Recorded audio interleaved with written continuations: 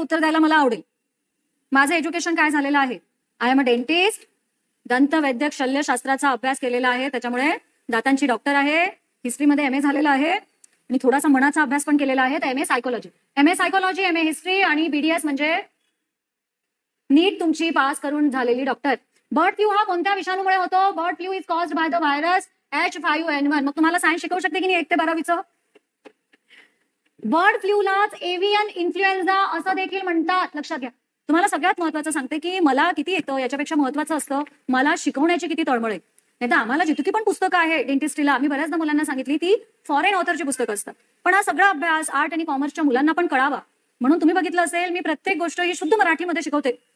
Stomach म्हणत असताना मी जठर म्हणते, लिव्हर म्हणत असताना मी यकृत म्हणते, की मराठी सोप्या भाषेमध्ये मुलांना विज्ञान कळावं. तर ज्याही मुलांनी आतापर्यंत अभ्यास लक्ष हे ऍप इन्स्टॉल केलेलं नसेल त्यांनी लवकरात लवकर अभ्यास लक्ष हे ऍप इन्स्टॉल करा.